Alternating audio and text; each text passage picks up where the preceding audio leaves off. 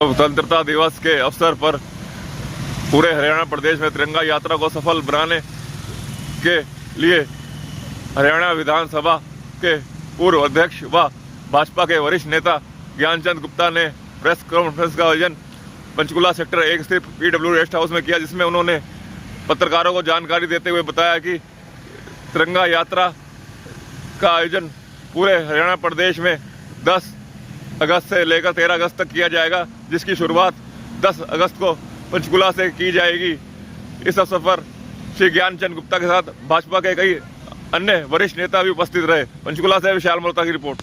जिले के बहुत ही सम्मानित आप सभी पत्रकार साथियों का बहुत बहुत हार्दिक अभिनंदन है, स्वागत है। आज की प्रेस वार्ता तिरंगा यात्रा के निमित्त तैयारियों के संदर्भ में रखी गई है और प्रेस वार्ता में हरियाणा विधानसभा के हमारे पूर्व अध्यक्ष आदरणीय ज्ञानचंद गुप्ता जी अपनी बात रखेंगे। साथ में हमारे ओम प्रकाश देवीनगर शिवालिक बोर्ड के चेयरमैन वरिष्ठ नेता हरिंदर मलिक जी, युवा मोर्चा प्रधान नरेंद्र लुबाना जी हमारे साथ होंगे। मैं निवेदन करूंगा आज की प्रेस वार्ता का शुभारंभ किया जाए। धन्यवाद चंदन जी। आज की इस पत्रकार वार्ता में आप सभी पत्रकार बंधुओं का, छायाकार बंधुओं का, इलेक्ट्रॉनिक्स मीडिया के सभी साथियों का हार्दिक स्वागत है, अभिनंदन है।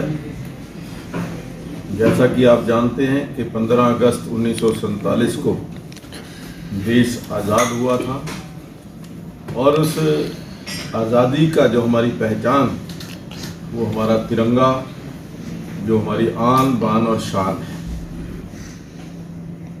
इस तिरंगे की खातिर बहुत सारे हमारे स्वतंत्रता सेनानियों ने अपनी शहादत दी और उस तिरंगे की आन बान और शान के लिए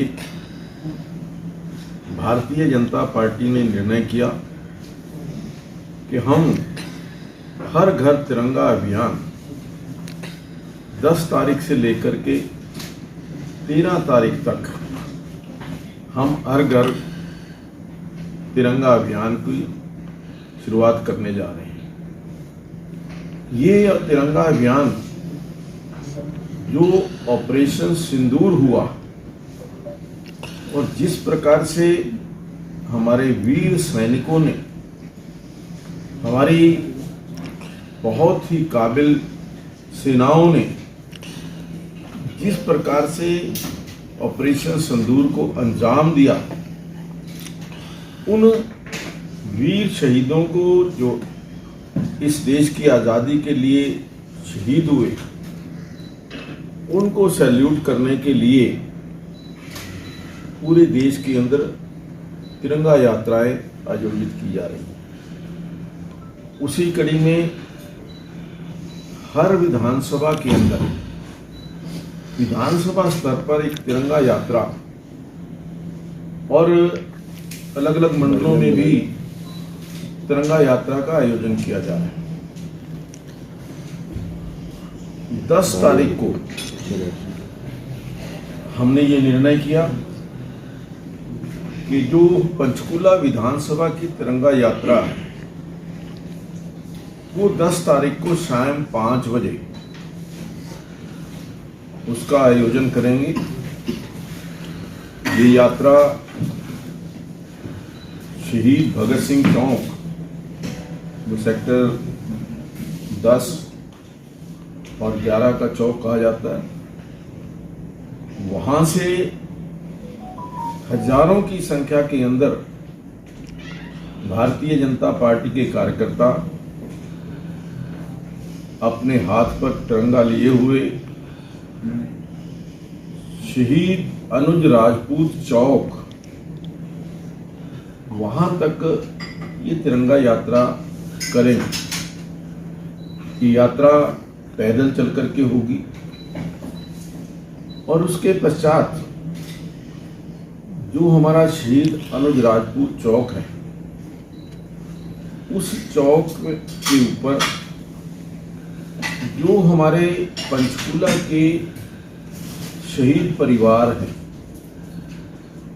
हमने सभी परिवारों को कांटेक्ट किया है। 13 ऐसे परिवार हैं जो पंचकुला के इस विधानसभा के अंदर हैं, हमने उनको सम्मानित करने का निर्णय लिया है। तो जब समापन के अवसर पर उन 13 हम शहीदों के परिवारों को सम्मानित करेंगे। और मैं समझता हूं कि इस तिरंगा यात्रा को सफल करने के लिए हमने कुछ विशेष जिम्मेवारियां भी लगाई हैं।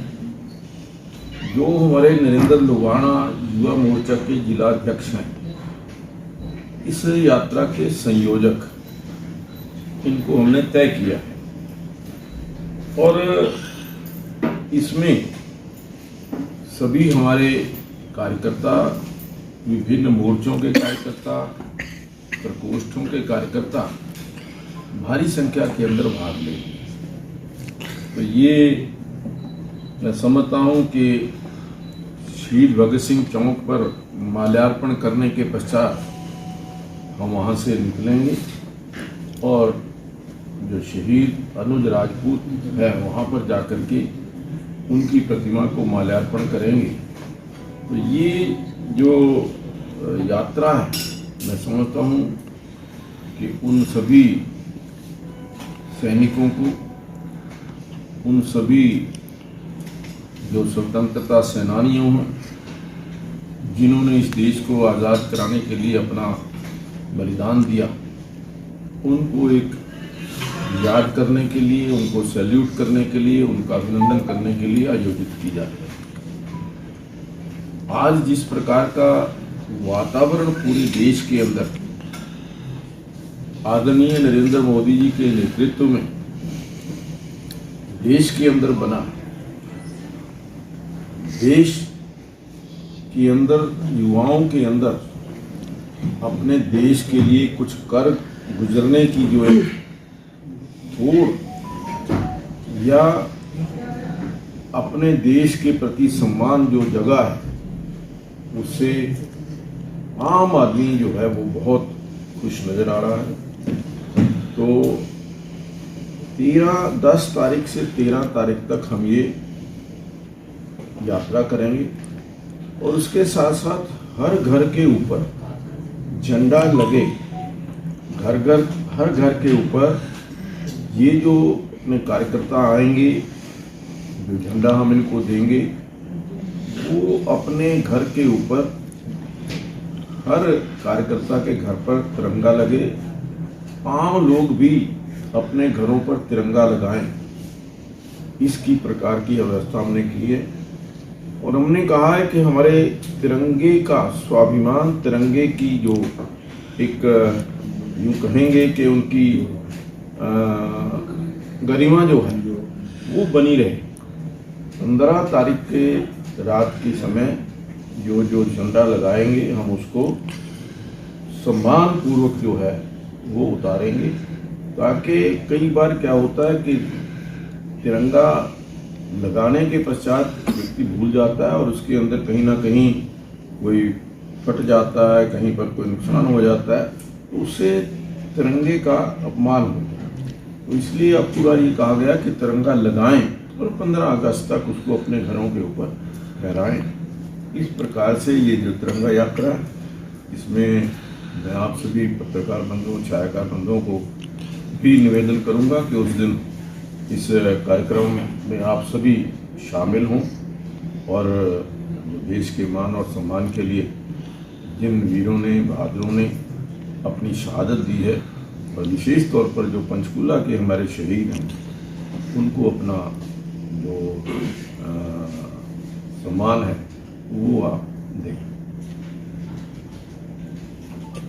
सर, 8 सीटों की गड़बड़ी की बात जो है राहुल गांधी ने की है कल प्रेस कॉन्फ्रेंस पर, क्या कहना चाहेंगे इन सभी बातों को लेकर?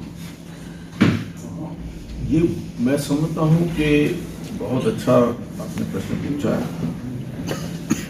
स्पेशल इंटेंसिव जो रजिस्ट्रेशन कह लीजिए या सर्वे जो है, वो बिहार के अंदर जो हमारा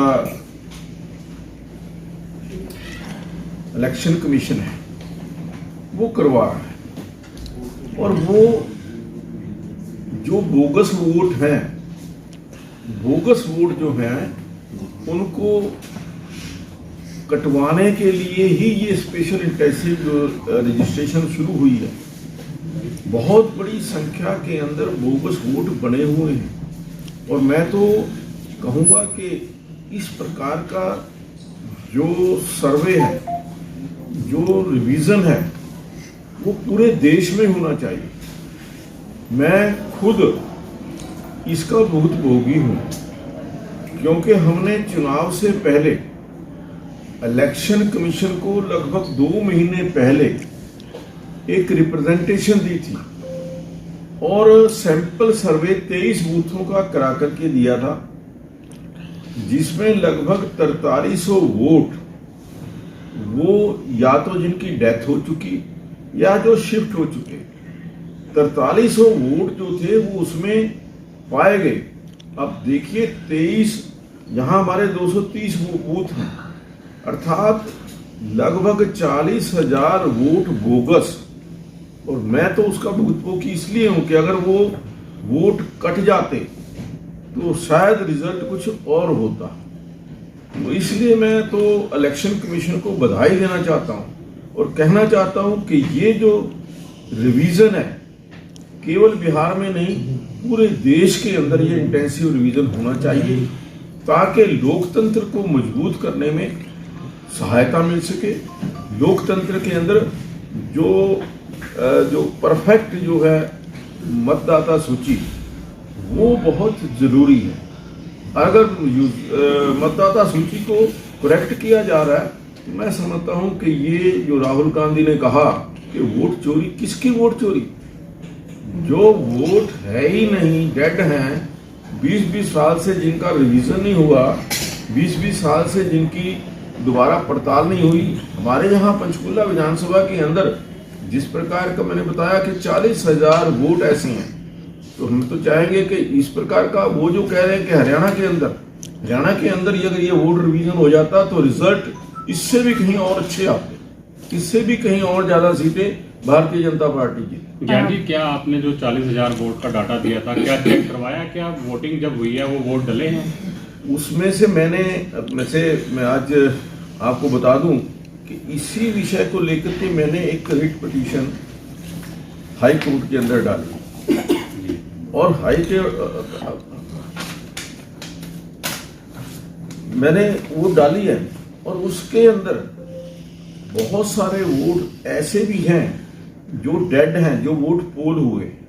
कितना आंकड़ा है वो आइडिया? ऐसा देखिए, ये सैंपल होता है कि जो जानकारी हमारे पास है वो ऐसे कुछ वोटर हैं जिन्होंने डेड वोटर की जगह वोट डाले। उसका हम प्रूफ जो है वो हाई कोर्ट के अंदर देंगे, और जो हमने लिस्ट दी थी पहले कि अगर रिवीजन हो जाता तो हमने हाई कोर्ट के अंदर ये कहा कि हमारी जो रिक्वेस्ट थी अगर वो पहले स्वीकार कर ली जाती तो शायद कुछ रिजल्ट और। चुनाव को चैलेंज किया आपने? हाँ बिल्कुल, चुनाव को चैलेंज किया, और उसके अंदर ये जो बोगस वोट है इसको इसी के आधार पर किया है कि हमने तो 2 महीना पहले ये मांग की थी कि इंटेंसिव रिवीजन करके ये जो बोगस वोट है इनको काटना चाहिए।